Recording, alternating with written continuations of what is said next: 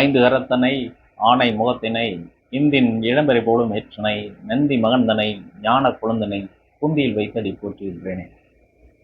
தென்னாடுடைய சிவனை போற்றி என் நாட்டவர்க்கும் நிறைவா போற்றி. இன்றைய பதிவு 27 நட்சத்திர மண்டலத்தில் சதய நட்சத்திரம் அப்படிங்கிற ஒரு நட்சத்திரத்தை பற்றியான பதிவு. இதனுடைய மிருகம் அப்படின்னு பார்த்தீங்கன்னா பெண் குதிரை, இதனுடைய விருட்சம் கடம்பு, இதனுடைய பட்சி அண்டங்காக்கை, இதனுடைய அதிதேவதை வருணன். இதனுடைய காரத்துவம் அல்லது இருப்பிடம் அப்படின்னு பார்த்தீங்கன்னா உங்களுக்கு செக்கு, கானம், குதிரை, ஸ்பிரைங், ரதம், லாபம், ரேஸ் மைதானம், சிப்பாய், சித்திரகுப்தன், யமன், சுருக்கு கயிறு, 100 புஷ்பங்கள், பெட்ரோல், எண்ணெய், ஆயில் பாத், அகத்திக்கீரை, வலை, பஞ்சிங் மிஷின், கள்ளிச்செடி, இதெல்லாம் இதனுடைய இருப்பிடங்கள் அல்லது காரத்துவங்கள் என்று கூறப்படுகிறது. முதல்ல இந்த சதய நட்சத்திரம் அப்படிங்கிறத அதற்கான டெஃபினேஷன் அப்படின்னு என்னன்னு பார்த்தீங்கன்னா, சதயம் அப்படின்னா 100 அப்படின்னு அர்த்தம்.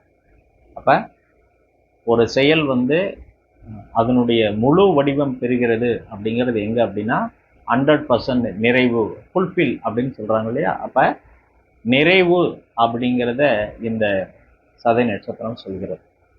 அதனால தான் சதவீதம் அப்படிங்கிறது 100 என்ற அடிப்படையிலும் சொல்லப்படுகிறது. அதனால தான் இதுக்கு 100 புஷ்பங்கள் அப்படின்னு சொல்லப்படுகிறது. சரி, இந்த அமைப்பில் இந்த சதய நட்சத்திரம் பெண் குதிரை அப்படிங்கிற மிருகத்தை கொண்டதாக உள்ளது. அப்போ அஸ்வினிங்கிறது உங்களுக்கு ஆண் குதிரை. அந்த ஆண் குதிரை என்னன்னா எந்த கர்மாவையும் அதிகமாக சுமப்பதற்கான வாய்ப்பு மிக மிக ஒரு குறைவோ அப்படிங்கிறத சொல்லலாம். ஆனால் இந்த சதயம் பெண் குதிரை அப்படிங்கிறதுனால இது கர்மாக்களை அதிகமாக கொண்ட ஒரு நட்சத்திரமாக குறிப்பிடப்படுகிறது. அப்போ கர்மா அப்படின்னா ஏன் அப்படின்னு பார்த்தீங்கன்னா, இந்த குதிரை பெண் குதிரை அப்படிங்கிறதுனால கருவை சுமக்கக்கூடிய ஒரு பாக்கியத்தை பெற்றிருக்கிறது. அப்போ கரு இல்லாத பொழுது தன்னுடைய இயல்பான ஒரு ஓட்டத்தை அதனால் ஓட முடியும். ஆனால் கருவை சுமந்துக்கிட்டு அப்போ அது ஓடுவது என்பது மிகவும் ஒரு எளிதான காரியம் இல்லை. ஏன் அப்படின்னு பார்த்தீங்கன்னா, இந்த அவிட்டம் அதுக்கப்புறம் சதயத்துக்கு அப்புறம் வர பூரட்டாதியும் ரெண்டுமே சிங்கங்கள்.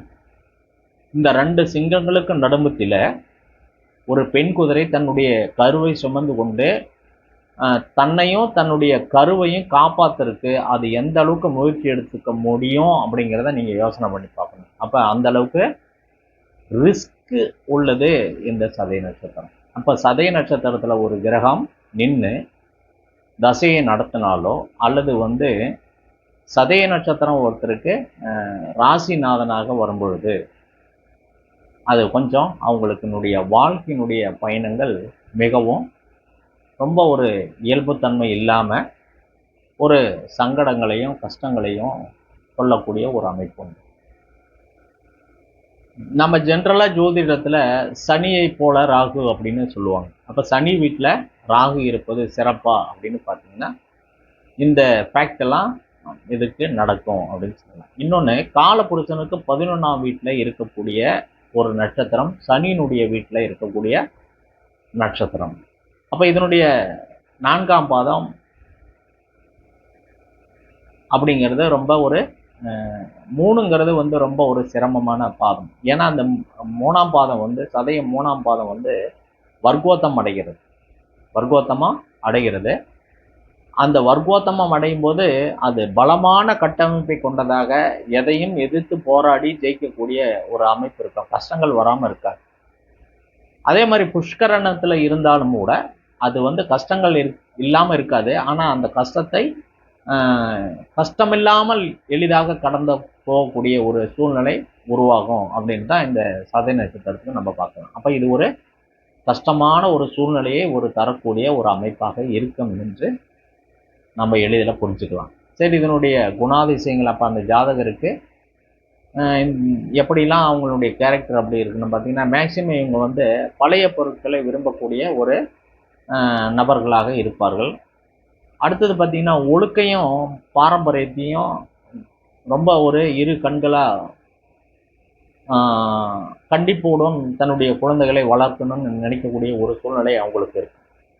இவங்களும் வந்து ஒரு தசை வந்து சதயத்தில் நின்று நடத்துதுன்னா கண்டிப்பாக வந்து அந்த தசைக்கான நபர்கள் வந்து ஒழுக்கமோ நல்ல ஒரு சூழ்நிலையிலும் வளரணும்னு நினைப்பாங்க. ஆனால் அவங்க குழந்தைகள் ரொம்ப ஒரு இக்கட்டான ஒரு சூழ்நிலையை அவங்களுக்கு கொண்டு வந்து தரக்கூடிய ஒரு அமைப்பாக இந்த நட்சத்திரம் செயல்படும். ஆராய்ச்சி செய்யும் குணம் கொண்டவர்களாக இருப்பார்கள். அதே போல் வந்து இவங்களுக்கு வந்து வக்கீல், ஜட்ஜ், ஒரு ஆராய்ச்சி துறை அல்லது விமானம் சார்ந்த துறை இவங்களுக்கு வேலை வாய்ப்பு வருவதற்கான வாய்ப்பு உண்டு. நீர் மேலாண்மை துறை அமைப்பு இவங்களுக்கு வரக்கூடிய ஒரு அமைப்பு. நீர் சம்பந்தமான நோய் ஏற்படுவதற்கும் இவங்களுக்கு வாய்ப்பு உண்டு. சின்ன ஒரு வளையம் போட்டு இவங்க வாழக்கூடிய ஒரு அமைப்பு இருக்கும். மன அமைதியின்மை இவங்களுக்கு கொஞ்சம் அதிகமாக இருக்கிறதுக்கான வாய்ப்பு உண்டு. இவங்களுக்கு கொஞ்சம் ஸ்பிரிச்சுவல் எனர்ஜி கொஞ்சம் அதிகமாகவும் இருக்கும். முன்னதே நடப்பதை யூகிக்கக்கூடிய ஒரு தன்மை இந்த சதய நட்சத்திர அன்பர்களுக்கு கண்டிப்பாக இருக்கும். இப்போ இதெல்லாம் வந்து இதனுடைய நம்ம குணாதிசயங்கள் அப்படின்னு பார்த்தோம். பொதுவாக இவங்களுக்கு சங்கீத துறையில் கொஞ்சம் நாட்டம் இருக்கு. ஏன்னா வந்து இது வந்து ஒரு கான நட்சத்திரம் அப்படின்னா நம்ம இப்போ வந்து எல்லாமே வந்து மிஷினரி ஐட்டமாக இருக்குது. முதல்ல வந்து செக்கு அப்படின்னு சொல்லுவாங்க. எண்ணெய் ஆட்டுற இடத்துக்கு பேர் செக்குன்னு சொல்லுவாங்க. அப்போ இவங்க வந்து என்னன்னா ஒரு இடத்த சுற்றியே வந்துக்கிட்டே இருப்பாங்க. அப்போ என்ன அப்படின்னா இவங்க ஒரு ஆற்றல் தரக்கூடிய ஒரு அமைப்பில் கண்டிப்பாக இந்த ராகு நட்சத்திரமான சதய நட்சத்திரம் இவங்களுக்கு ஒரு ஆற்றலை தரக்கூடியதாக இருக்கும். செக்கு ஆட்டும் போது என்ன சொல்லுவாங்க அப்படின்னா ஒத்த மாட்டை பூட்டி அது ஒரே சுற்றுல வந்துக்கிட்டு இருக்கும். அப்போ ரொம்ப வந்து ஒரு குறுகிய வட்டத்துக்குள்ள வாழணும்னு நினைக்கக்கூடிய ஒரு மனப்பக்குவம் உண்டு இவங்களுக்கு.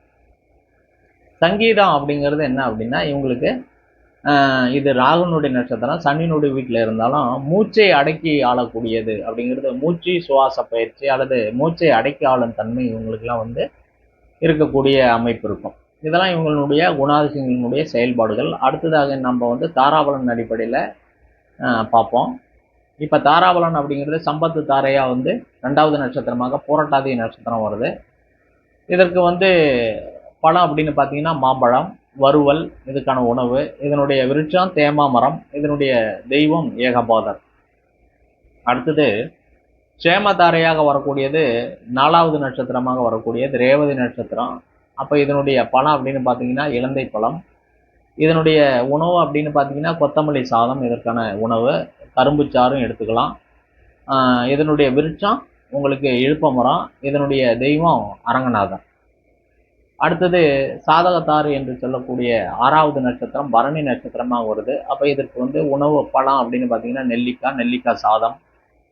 இவங்களும் கரும்பு சாறு எடுத்துக்கலாம், தப்பில்லை.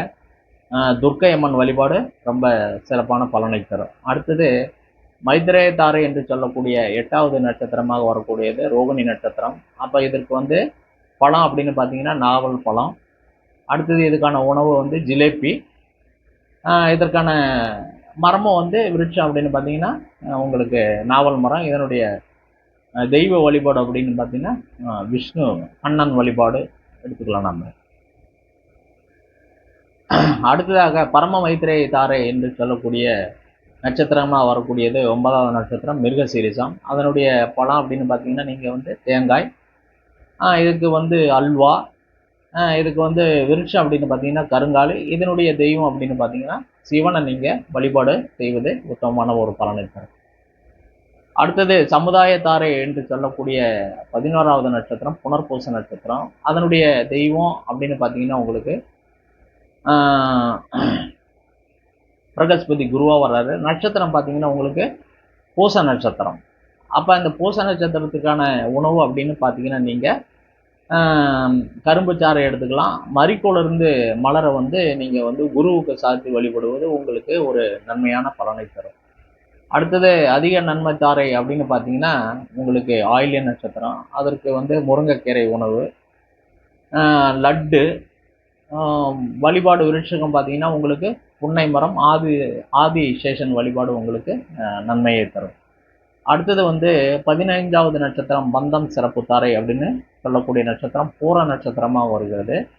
இந்த பூர நட்சத்திரத்துக்கான உணவு அப்படின்னு பார்த்தீங்கன்னா உங்களுக்கு எலுமிச்சை, தயிர் கட்டி இதெல்லாம் நீங்கள் வந்து உணவாக எடுத்துக்கலாம். விருட்சம் பார்த்தீங்கன்னா உங்களுக்கு பலாமரம். வழிபாட்டு தெய்வம் அப்படின்னு பார்த்தீங்கன்னா நீங்கள் ஆண்டாளை நீங்கள் வழிபாட்டு தெய்வமாக எடுத்துக்கலாம். அடுத்தது பார்த்தீங்கன்னா உங்களுக்கு 17வது நட்சத்திரம் நன்மை தாரை சொல்லக்கூடியது அஸ்த நட்சத்திரம்.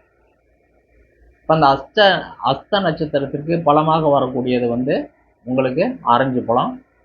அதற்கான மரம் வந்து பார்த்தீங்கன்னா அத்தி மரம் அல்லது வேள மரம். அதனுடைய தெய்வம் அப்படின்னு பார்த்தீங்கன்னா காயத்ரி தேவி வழிபாடு. அடுத்தது 20வது நட்சத்திரமாக வரக்கூடியது சுபதாரை நட்சத்திரம் என்று சொல்லக்கூடியது விசாக நட்சத்திரம். அப்போ அந்த விசாக நட்சத்திரத்திற்கு பழம் அப்படின்னு பார்த்தீங்கன்னா சப்போட்டா, கல்கண்டு இதெல்லாம் உணவாக எடுத்துக்கலாம். வெண்ணெயை வந்து நீங்கள் உணவாக எடுத்துக்கொள்வது நல்லது. இதனுடைய விருட்சம் அப்படின்னு பார்த்தீங்கன்னா விளாமரம். இதனுடைய தெய்வம் முருக பெருமான வழிபாடாக நீங்கள் எடுத்துக்கொள்வது நலம். அடுத்தது பிரபல்ய யோகா தாரையாக வரக்கூடியது உங்களுக்கு வந்து பூராட நட்சத்திரம். இப்போ அதற்கான பழங்கள் பார்த்தீங்கன்னா காளான், வெள்ளரி நீங்கள் உணவாக சேர்த்துக்கலாம். பேரீச்சம் பழத்தை நீங்கள் வந்து உணவாக எடுத்துக்கலாம். வஞ்சி மரம் இதனுடைய விருட்சம். இதனுடைய தெய்வம் அப்படின்னு பார்த்தீங்கன்னா ஜம்புகேசரர் வழிபாடு நம்ம ஒரு நல்ல பலனை தரும். அடுத்தது அபிஷேகத்தாரை என்று சொல்லக்கூடியது அவிட்ட நட்சத்திரம். இது வந்து ஆப்பிள் பழமாக எடுத்துக்கலாம். இது வந்து தோசை உணவாக எடுத்துக்கொள்ளலாம். வன்னி மரம் விருட்சகம். இதனுடைய தெய்வம் வந்து பார்த்தீங்கன்னா அனந்த சைன பெருமாள். இதெல்லாம் வந்து இந்த நட்சத்திரத்துக்கான உணவுகள், பழங்களை வந்து தெய்வங்களை நீங்கள் எப்படி வழிபடுவது அப்படிங்கிறத ஒரு எல்லாமே கம்பைண்டாக சேர்த்து நம்ம எப்படி இப்போ இந்த வழிபாட்டுக்கான முறைகளை நம்ம எடுத்துக்கலாம் அப்படிங்கிறத இப்போ நம்ம பார்ப்போம். அதுக்கு முன்னாடி இந்த நட்சத்திரங்களுக்கான இன்னொன்று நம்ம பார்க்க வேண்டியது மிக முக்கியமானது ஒன்று அப்படின்னா இந்த முடக்கு, வதை, வைநாசிகம், வேதை நட்சத்திரங்களை பார்ப்பது ரொம்பவும் சிறப்பு. அப்போ இந்த சதய நட்சத்திரத்திற்கு முடக்கு நட்சத்திரமாக வரக்கூடியது சுவாதி நட்சத்திரம், வதை நட்சத்திரமாக வரக்கூடியது கிருத்திகை, வைநாசிக நட்சத்திரமாக வரக்கூடியது கேட்டை, வேதை நட்சத்திரமாக வரக்கூடியது ஹஸ்தம். அப்போ இதனுடைய உணவுகளை நம்ம தவிர்ப்பது நல்லது. வழிபாட்டுகளை இந்த நட்சத்திரம் வரும் நாளில் வழிபடாமல் மற்ற நட்சத்திரங்கள் இந்த தெய்வங்களை வழிபாடு செய்வது நமக்கு எந்த துன்பத்தையோ கஷ்டத்தை தராது. அதனால் இதனுடைய உணவுகளை தவிர்ப்பது நல்லது. அடுத்தது வழிபாட்டு முறை அப்படின்னு நம்ம பார்த்தோம் அப்படின்னா இலந்தை மரம் வந்து ஸ்தல விருட்சகமாக உள்ள ஆலை வழிபாடு இவங்களுக்கு ஒரு நல்ல மென்மையை தரும் அப்படின்னு சொல்லுது. அப்போ இந்த இலந்தைய ஸ்தல விருட்சகமாக கொண்ட ஆலயம் எது அப்படின்னு பார்த்தீங்கன்னா உத்தரகோசமங்கை இதற்கு ஸ்தல வழிபாட்டுக்கு ஏற்றுது. அப்போ இவங்க என்ன பண்ணலாம் அப்படின்னா இந்த ரேவதி நட்சத்திரம் வர நாளில் வந்து இவங்க உத்தரகோசமங்கை வழிபாடு இவங்களுக்கு ஒரு நன்மையை தரும்.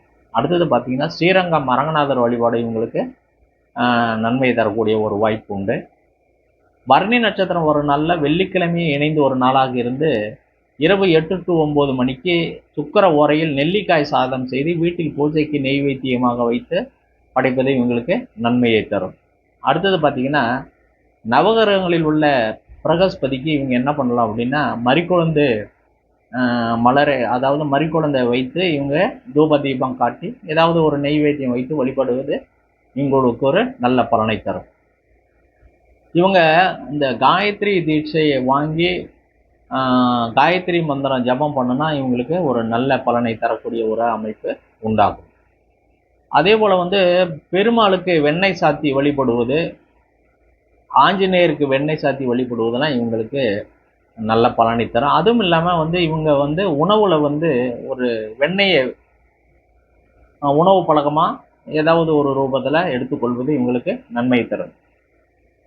அதே மாதிரி வைகாசி மாதத்தில் வர விசாக பெருவிழாவை, வைகாசி விசாக பெருவிழாவை இவங்க வந்து அந்த விசேஷங்களில் கலந்து கொள்வது, அல்லது காவடி எடுப்பது, அல்லது அங்கே வரும் பக்தர்களுக்கு ஏதாவது பானகம் செய்து தருவது, அல்லது உணவு தானம் அளிப்பது, இதெல்லாம் செஞ்சாங்கன்னா இவங்களுக்கு ஒரு வாழ்க்கையில் ஒரு நல்ல பலனை கிடைக்கும். அடுத்தது வருடத்திற்கு 2 முறையாவது இவங்க என்ன பண்ணலாம் அப்படின்னா, திருச்சியில் உள்ள திருவானைக்காவல் அங்கே உள்ள ஜம்புகேஸ்வரர் அகிலாண்டேஸ்வரி தாயாரை வணங்கி வருவது இவங்களுக்கு ஒரு நல்ல பலனை தரும். அவிட்ட நட்சத்திரம் வரும் நாளில் வன்னி மரத்திற்கு தீபம் ஏற்றி வழிபாடு செய்வது ரொம்ப சிறப்பு. இந்த வன்னி மரம் உள்ள ஸ்தலம் எது அப்படின்னு பார்த்தீங்கன்னா, கொடுமுடியில் உள்ள மகுடேஸ்வரர் ஆலயத்தில் அந்த வன்னி மர ஸ்தல விருச்சகமாக உள்ளது. அங்கே போய் இவங்க தீபம் ஏற்றி ஒரு 27 தடவை அந்த வன்னி மரத்தை சுற்றி வந்தாங்கன்னா இவங்க வாழ்க்கையில் நல்ல பலனை கிடைக்கும். அதே போல் பூராட நட்சத்திரம் வர நாளில் இவங்க காளானை உணவில் சேர்த்துக்கொள்வது இவங்களுக்கு நல்ல ஒரு பலனை தரும். இப்படி இவங்க இந்த சதய நட்சத்திரத்தை அதனுடைய தாராபலன் அடிப்படையில் அதற்கான உணவுகளை இவங்க எடுத்துக்கொள்ளலாம். அதனுடைய வழிபாட்டுகளை இவங்க பயன்படுத்தி வாழ்க்கையில் வெற்றி காணலாம். இதை இவங்க ஒரு நாளில் செஞ்சுட்டு எனக்கு பலன் கிடைக்கல சார் அப்படின்லாம் கேட்கக்கூடாது. தொடர்ந்து இறைவனுக்கும் இவங்களுக்கான எந்த ஒரு தொடர்பை ரொம்ப நெருக்கமாக எந்த அளவுக்கு பயன்படுத்துவதன் மூலமா வழிபடுவதன் மூலம் தான் ரொம்ப நெருக்கம் அதிகமாக நம்மளுக்கு கிடைக்கும். அதனால் இதை தொடர்ந்து இவங்க முயற்சி செய்து கொண்டே வந்தார்களானா இவங்களை வாழ்க்கையில் இந்த நட்சத்திரக்காரங்களுக்கு மிகப்பெரிய ஒரு மாற்றுதலையும் உந்துதல் சக்தியும் தரும். இவங்களுடைய நெகட்டிவ் தன்மையெல்லாம் போய் இவங்களுக்கு பாசிட்டிவ் தன்மை வருவதற்கான வாய்ப்புகள் அதிகம் உண்டு. மேலும் இந்த ஆன்லைன் அபிராமி அஸ்ட்ரோ சேனலை அனைத்து நல்ல உள்ளங்களும் சப்ஸ்கிரைப் செய்து கொள்ளுமாறு உங்களை அன்போடு கேட்டுக்கொள்கின்றேன். மேலே என்னென்னா, எங்களுடைய கருத்தரங்கு, அதாவது நவசக்தி ஜோதிட குழுன்னு நாங்கள் மாதம் கருத்தரங்கு நடத்தி கொண்டு வருகிறோம். அந்த கருத்தரங்கில் நிறைய ஜோதிட ஆசான்கள் வல்லுநர்கள் பேசுவாங்க. அவங்களுடைய வீடியோவும் இதில் இடம்பெறும். இந்த சேனல் புதிய சேனலாக உருவெடுத்துள்ளது. இதை தொடர்ந்து செயல்படுவதற்கு உங்களுடைய ஒத்துழைப்புகள் கண்டிப்பாக தேவை. அதனால் நீங்கள் கண்டிப்பாக இந்த சேனலை சப்ஸ்கிரைப் செய்து கொள்ளுமாறு உங்களை அன்போடு கேட்டுக்கொள்கிறேன். மீண்டும் அடுத்த நட்சத்திரத்தை அடுத்த பதிவில் சந்திப்போம். வாழ்க வளமுடன், வாழ்க வையகம். நன்றி, வணக்கம்.